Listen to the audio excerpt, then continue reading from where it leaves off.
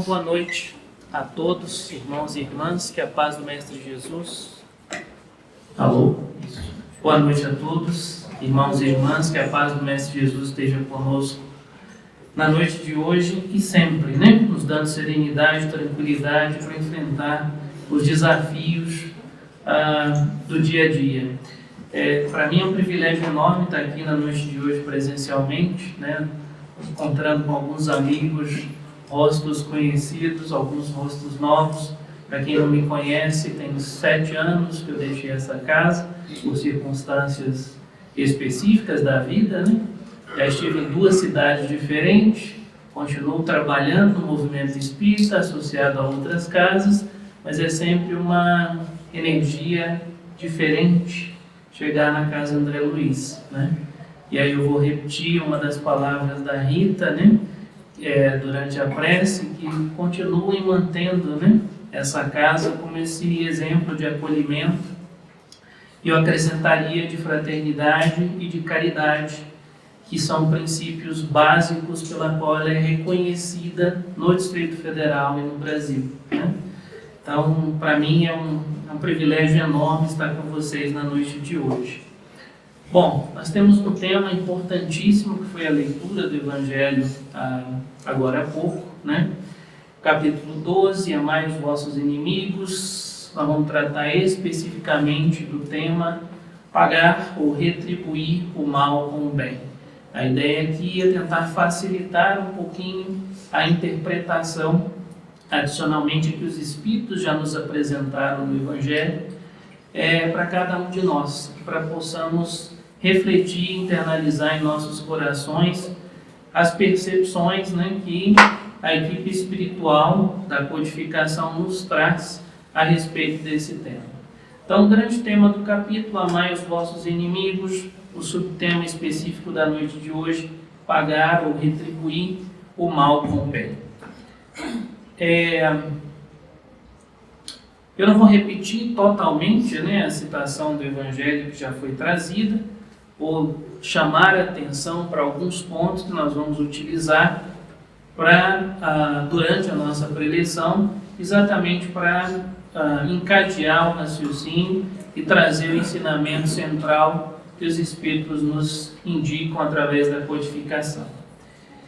Mas lá no Evangelho segundo Mateus, né, Jesus diz o seguinte, olha: aprendestes que foi dito, amareis o vosso próximo e odiarei os vossos inimigos. E Jesus, porém, traz uma nova máxima, né? Diz o seguinte: amai os vossos inimigos, fazei o bem aos que vos odeiam e orai por todos aqueles que vos perseguem e caluniam. Por quê? Porque se só amardes o que vos amam, qual será a vossa recompensa? Não procedem assim também os demais, como por exemplo os publicanos? Se apenas os vossos irmãos saudardes, que é o que tem com isso, que é o que com isso fazeis mais do que os outros. Ou seja, Jesus nos chama a atenção para dizer, olha, se todos os demais também manifestam sentimentos de compaixão, de piedade e de amor num sentido mais estrito por aqueles que estão afinizados, se nós demonstrarmos esses mesmos sentimentos apenas com quem nos afinizamos, que diferença estamos fazendo para o mundo? E que diferença estamos fazendo para a nossa trajetória evolutiva, a nossa trajetória espiritual? O Evangelho segundo Lucas traz, com outras palavras, né, a mesma ideia. Se somente amardes o que vos amam, que mérito se vos reconhecerá, uma vez que as pessoas de má vida também amam aqueles que o amam. Pelo que vos toca, amai os vossos inimigos, fazei bem a todos e auxiliai sem esperar coisa nenhuma. Então, o questionamento aqui está muito claro, né? Primeiro, olha, o que nós podemos fazer de diferente, né, que os demais já fazem? O que significa, afinal das contas, né, amar o nosso inimigo? Quem é esse nosso inimigo? E como exercitar, né, esse diferente ou essa forma diferenciada de amor? Então, a primeira pergunta que qualquer um de nós pode fazer, né, se o subtema específico é pagar ou retribuir o mal com o bem é, afinal de contas, o que é o bem e o que é o mal, né? E como é que a visão espírita interpreta essas duas realidades. Do ponto de vista da codificação espírita, os conceitos de bem e mal são extremamente claros. São, primeiro, de abrangência universal e atemporal. Universal por quê? Porque se aplica a qualquer pessoa, a qualquer indivíduo, independentemente do grau evolutivo em que ele se encontre. E por que atemporal? Porque não depende da trajetória evolutiva das sociedades. Poderia ser aplicada nas civilizações antigas, nos tempos atuais, no futuro que ainda nos espera como proposta evolutiva. Para os espíritos da codificação espírita, o que afinal então é o bem e o mal? Eles dizem assim: o bem é tudo que é conforme à lei de Deus, e o mal é tudo que dela se afasta.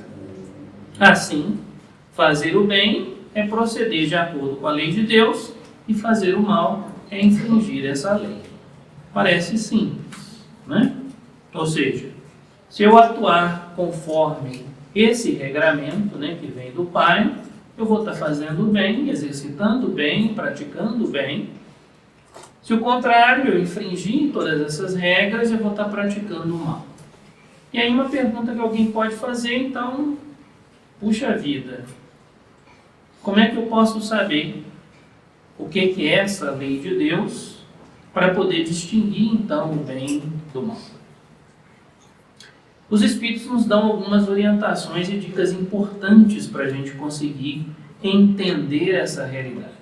A primeira delas está lá no Livro dos Espíritos, na questão 621, que coloca o seguinte: onde é que está escrita a lei de Deus? Está escrito na consciência de cada um de nós. Parece simples e parece irrefutável, mas todas as vezes que a gente infringe alguma coisa, né, que vá contra essa noção de integridade, de bem, a gente percebe no fundo da nossa consciência, no fundo do nosso coração, um sentimento de que algo está equivocado.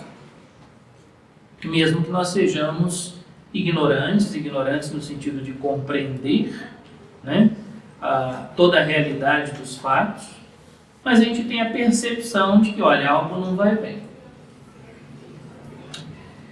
Os Espíritos nos dão outras orientações e outras dicas.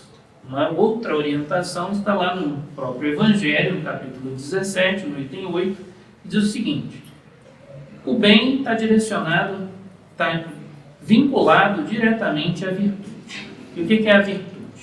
A virtude, no mais alto grau, é o conjunto de todas as qualidades essenciais que constituem o homem, é claro, e todos os indivíduos, de bem. Ser bom, caridoso, laborioso, sóbrio, modesto são qualidades do indivíduo virtuoso. Existe, inclusive, uma orientação específica na codificação espírita, intitulada O Homem de Bem, que não é só aplicada aos homens, e aplicada a todos os indivíduos, que nos orienta de forma mais detalhada como proceder como indivíduo, como uma pessoa de bem. Então, olha, se ser bom, ser caridoso, ser laborioso, né, trabalhar em benefício do próprio, manter o tempo ocupado, não manter o tempo ocioso, né? Lembrando que, segundo Kardec, os codificadores, os espíritos codificadores da doutrina, né, trabalha toda atividade útil exercida pelo ser humano, né? Então nós estamos aqui trabalhando, estamos realizando algo útil, todos nós.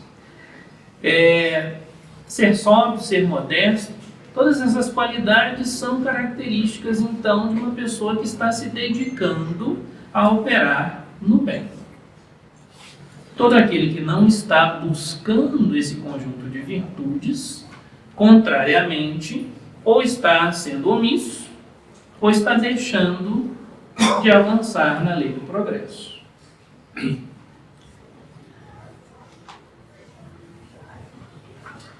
E aí, como é que, afinal de contas, eu posso fazer, então, a distinção entre esse bem e o mal que a gente acabou de definir, né?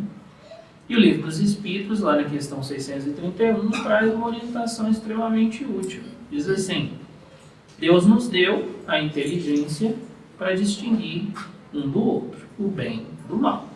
Ou seja, fica muito claro aqui que o vínculo entre a razão, né, o uso da inteligência para, de forma raciocinada, aplicada à fé, vai nos levar à compreensão daquilo que é correto, daquilo que é adequado, daquilo que nos permite avançar na nossa caminhada evolutiva.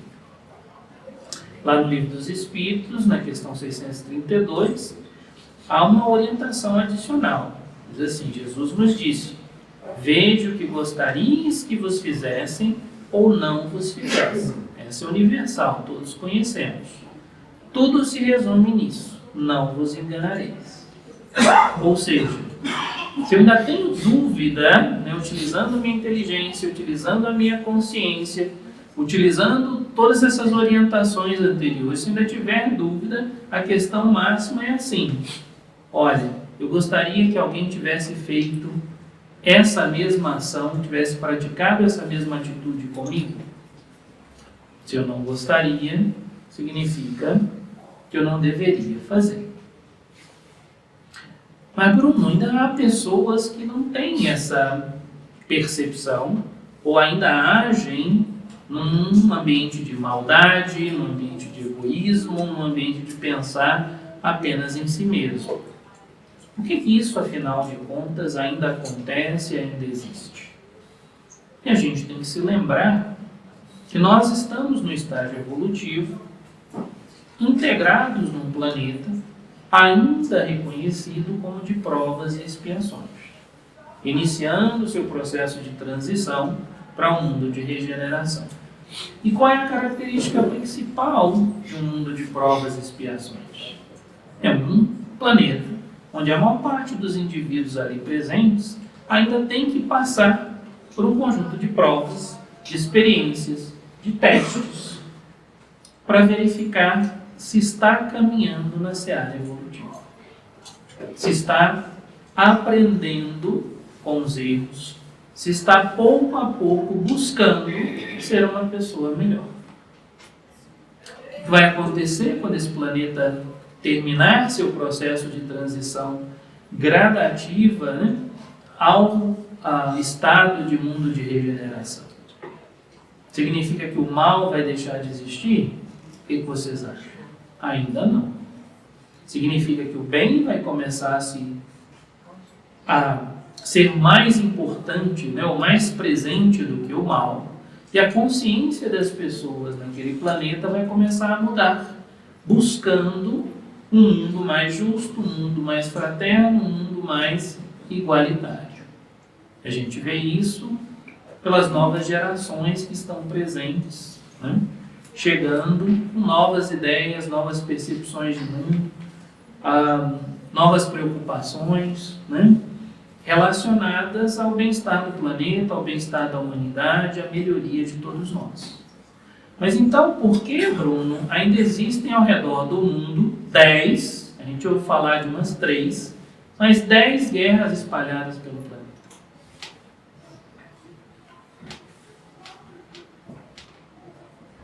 Porque Deus, na sua providência divina, né, na sua magnitude, na sua sabedoria, sabe que nesse momento de transição, a chance tem que ser dada a todos. Né? Imagine que a gente está lá na 6ª série, tendo que passar para o 7º ano, né, e tem que aplicar uma prova. A prova tem que ser aplicada de forma igual para todos. Para aqueles que estão mais avançados, aqueles que são estudiosos, que são disciplinados, e para aqueles que são rebeldes. Os rebeldes vão continuar fazendo rebeldias. São as grandes injustiças que a gente está vivenciando no mundo, né? As grandes guerras que eu comentei, as grandes atribulações que a sociedade está passando. Mas é necessário dar a chance a todos esses indivíduos, né? Alguns dos quais terão, por sua última vez, a oportunidade de encarnação nesse planeta. porque não estarão mais preparados para seguir adiante no 7º ano. Terão que repetir o 6º ano numa outra sala, num outro planeta, apropriado ao seu grau evolutivo, assim como os repetentes de 6º ano, que vão deixar a sua turma, né, e seguir com uma nova equipe, com um novo conjunto de estudantes na sua caminhada rumo ao progresso acadêmico nesse caso. No nosso, estamos falando de progresso intelectual, mas sobretudo o progresso moral. Muito bem. Retomamos então o item 3 do Evangelho, do capítulo 12 do Evangelho segundo o Espiritismo. Diz assim: se o amor do próximo constitui o princípio da caridade, amar os inimigos então seria a mais sublime aplicação desse princípio. E afinal de contas, quem é que são esses nossos inimigos? Todos aqueles que na nossa caminhada, com os quais temos diferenças, ou desviaram-se do nosso caminho, são aquilo que nós chamamos hoje de inimigos. Logicamente, vocês que têm uma semana de evangelho, eu tenho um pouco menos, não devem ter tantos inimigos assim. Né? Ah, mas Bruno, como é que é essa história? Eu não tenho inimigos como a gente pensa de inimigo no passado. E aí, lá no Livro dos Médiuns, no capítulo 23, que trata da obsessão, a gente vê algumas orientações muito práticas para a gente identificar quem seriam esses nossos inimigos, entre aspas. Né? Então, todas aquelas pessoas com as quais nós alimentamos um conjunto de sentimentos negativos e continuamos fomentando essas vibrações, seriam os nossos inimigos. Que sentimentos são esses?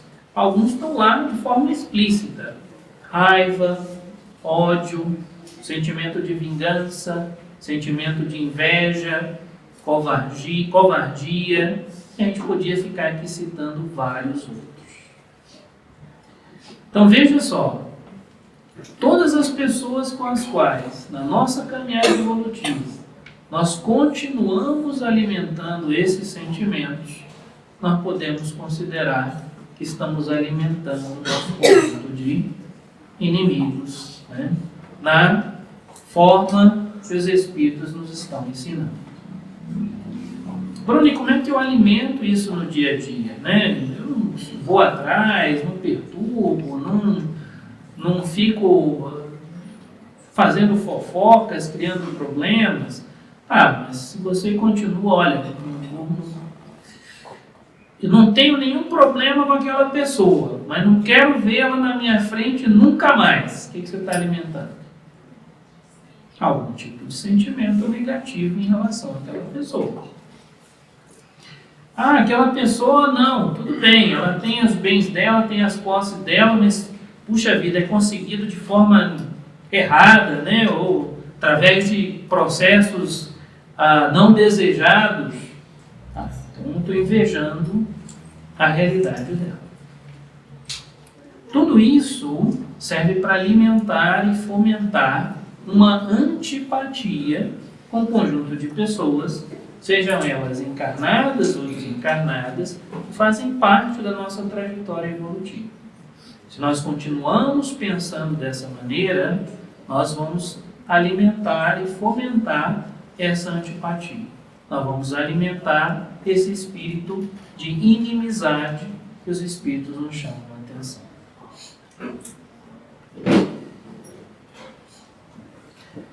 Isso significa que a gente deve expressar os mesmos sentimentos que a gente usa com os nossos amigos para com os nossos inimigos, quando Jesus diz: amai os vossos inimigos.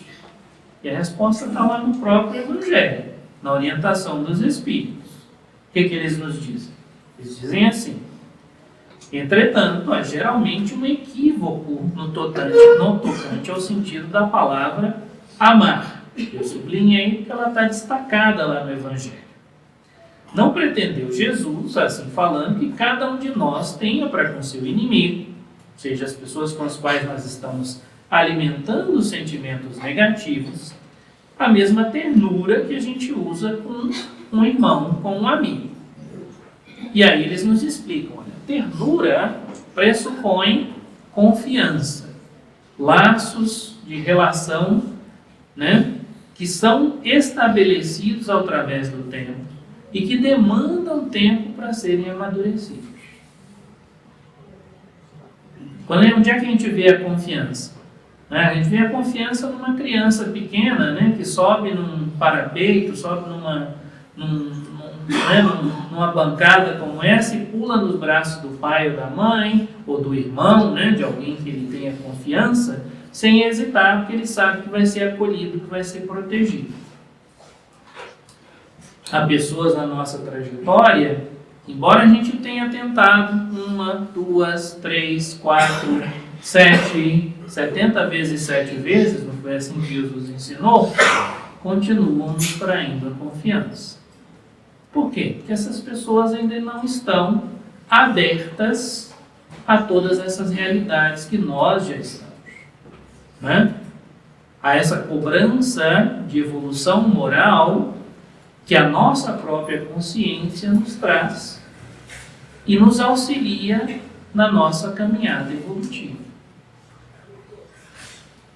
Então a ternura está vinculada com confiança. Quem a gente não confia, a gente vai perdendo laços de sentimento positivos.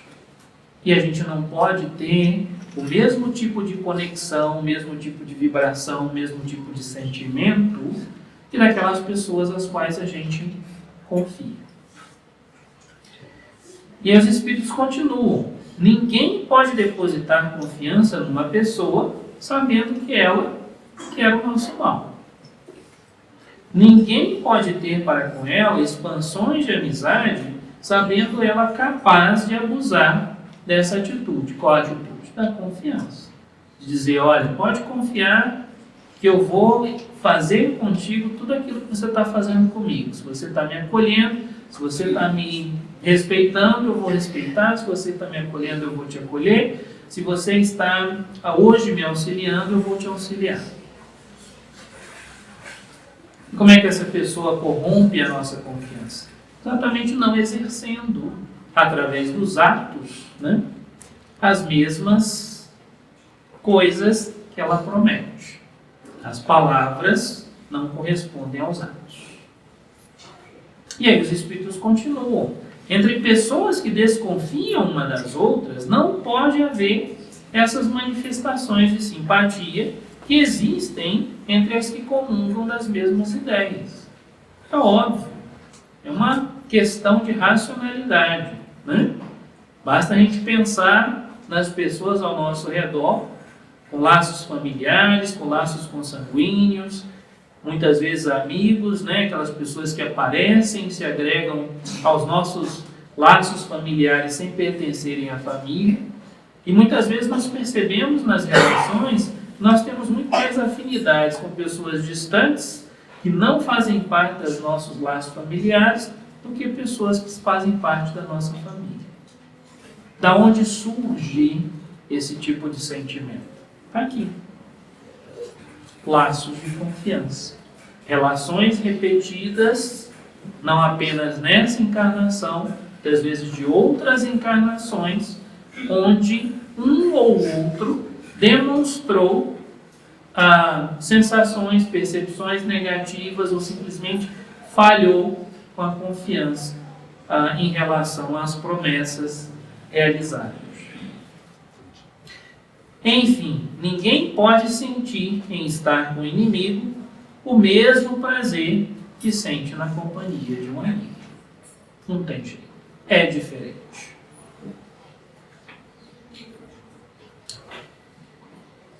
E aí os próprios Espíritos nos ensinam, dizem assim, olha, a diversidade na maneira de sentir nessas duas circunstâncias diferentes, então não tem nada de especial. É o resultado de uma lei normal física, a assimilação, repulsão fluídica.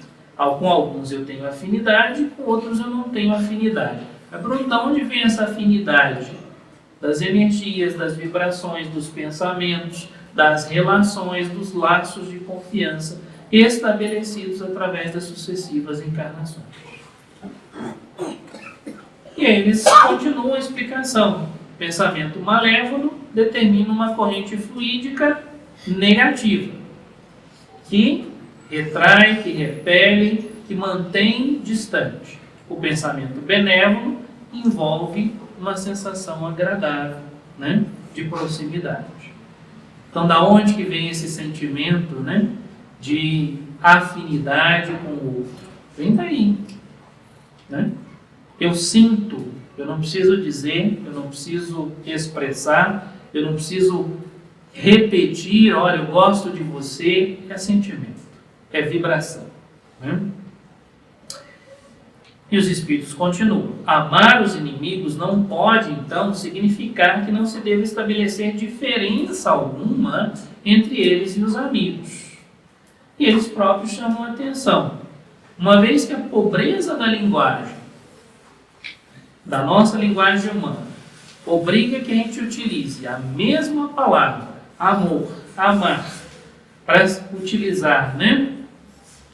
Como agir com os amigos e como agir com os inimigos, significa que nós temos que definir gradações diferentes do amor para a relação entre cada um deles. Ah, mas Bruno, isso é muito estranho, né? Jesus diz para a gente amar. Você está dizendo então que não é para amar? Não é isso. Não é isso. Nós vamos chegar lá. Como é que então a gente deve expressar esse sentimento diferenciado de amor aos nossos inimigos, às pessoas com as quais a gente não tem afinidade, tem dificuldade de relacionamento, não tem laços de confiança construídos? Os próprios Espíritos nos dão dicas, orientações extremamente didáticas. Eles dizem assim: amar os inimigos, então, não é ter a mesma afeição que a gente tem pelos nossos amigos. As leis da natureza separam essas duas relações.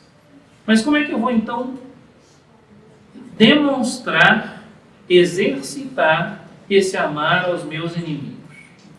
Primeiro, não guardar ódio. Então, não alimentar o sentimento de ódio em relação àquilo que foi feito.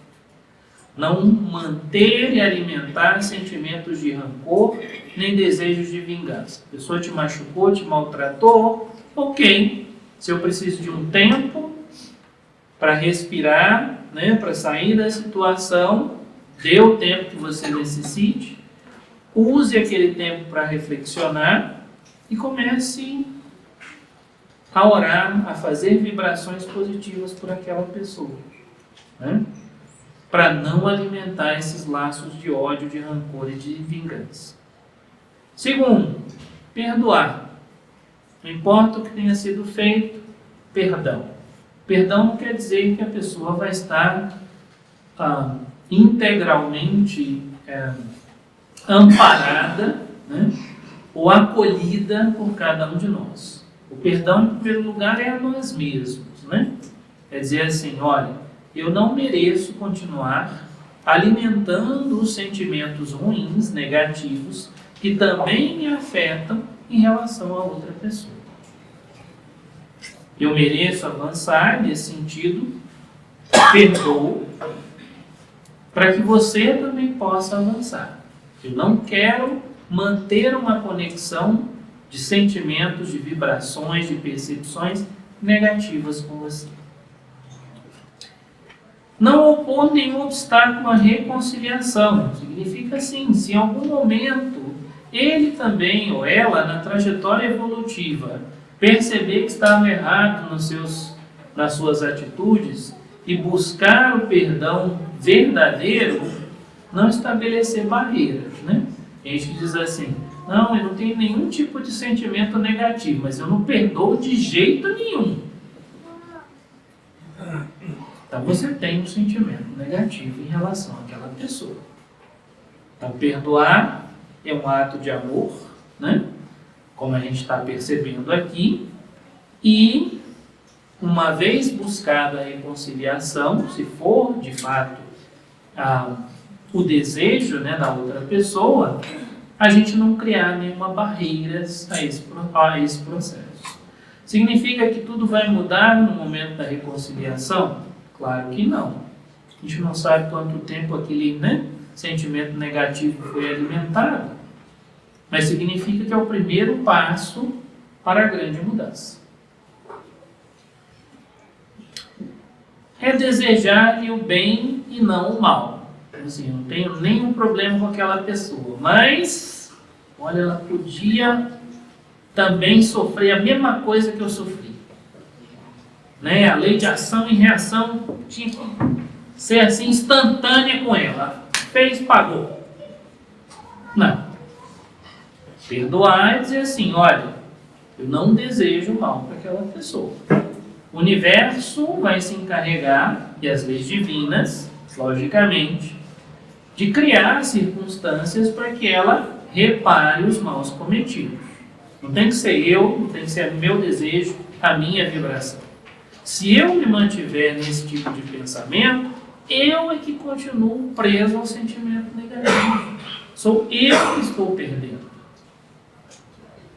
Muito mais do que a outra pessoa.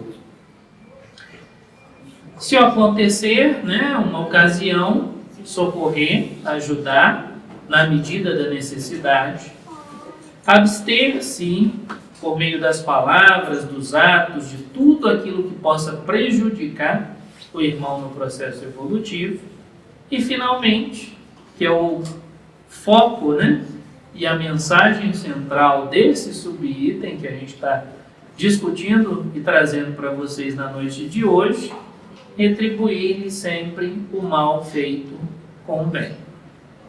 Como é que eu retribuo o mal feito com o bem? Com todas as orientações anteriores.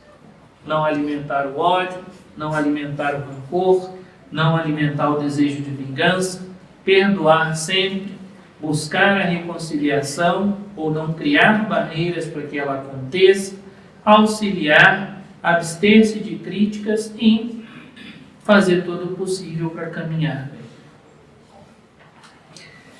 Mas, Bruno,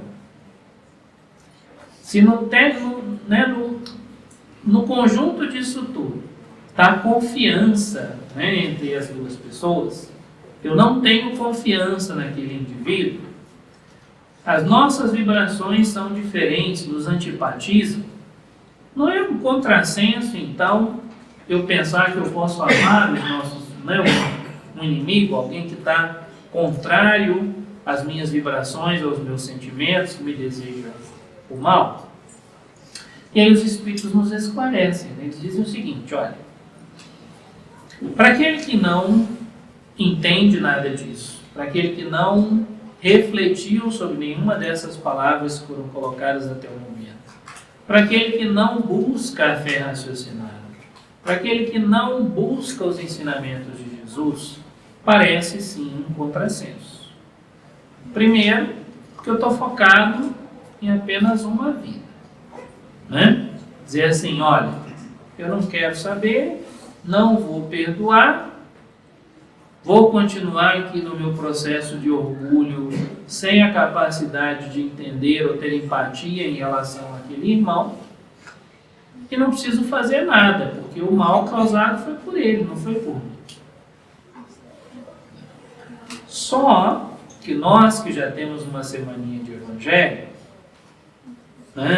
que nos chamamos ou estamos buscando a entender a doutrina dos Espíritos, a gente sabe que a vida atual é apenas um pontinho no processo evolutivo. Que acontece que nós somos dotados de uma alma, de um espírito eterno, que vamos encarnar várias vezes, e que no processo de encarnação vamos nos encontrar com as mesmas pessoas do ponto de vista positivo e negativo, ou seja, que tivemos simpatia ou antipatias durante o nosso processo de vida.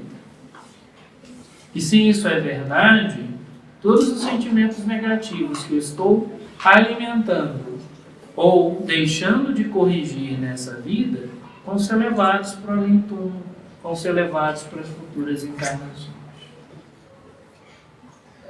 se nós começamos a ter essa perspectiva de vida futura, né, de uma alma eterna, e de que o mundo, né, que vivemos é um processo de reencontros, na verdade é isso, né? Nós reencontramos as mesmas pessoas da nossa caminhada evolutiva nas sucessivas encarnações. Então essa ideia, né, de ser omisso, de não fazer nada em relação aos nossos inimigos, cai por terra. E nós passamos a entender que naturalmente o perdão, a caridade, a fraternidade, entender o outro, não é só um instrumento de racionalidade, como um instrumento de progresso. Entender que, olha, para que eu evolua, eu tenho que deixar para trás todos esses sentimentos negativos. Para que eu continue a minha caminhada, né, em busca de ser um ser humano melhor, eu preciso deixar toda essa roupagem velha, todos esses sentimentos negativos esquecidos no passado e transbordar para todos esses sentimentos novos que Jesus, a doutrina espírita, nos aconselhou. E aí, logicamente, o perdão está no centro dessa ideia. Quanto mais generoso, quanto mais fraterno, quanto mais empático, quanto mais acolhedor eu for, menos antipatia eu terei das demais pessoas e, portanto, menos inimigos nessa definição restrita que nós estamos colocando. E, enfim, para a gente finalizar, como é que o Espírito então deve entender essa expressão, né? Amar os vossos inimigos e retribuir o mal com o bem. E aí os Espíritos nos orientam. O homem que no mundo ocupa elevada posição não se julga ofendido com os insultos daquele a quem ele considera seu inferior. Isso é o mundo material. O mesmo, então, acontece no mundo moral. O que significa isso? Se eu estou buscando um processo de moralidade, de progresso, eu entendo que se alguém tem ódio, se alguém tem rancor contra mim, né, eu não preciso experimentar esses mesmos sentimentos em relação a outra pessoa. Para que eu me policie, para que eu vibre com Jesus, para que eu me melhore como pessoa, eu tenho que estar acima dessa realidade e não retroalimentar os sentimentos negativos dessa pessoa. Como é que eu não retroalimento? Perdoando, orando, buscando a reconciliação. Tudo aquilo que a gente comentou há alguns minutos. Que a paz do Mestre Jesus esteja conosco hoje e sempre. Muito obrigado mais uma vez pela oportunidade. Continuem vibrando nessa casa de luz que é um ponto iluminado de acolhimento na nossa sociedade.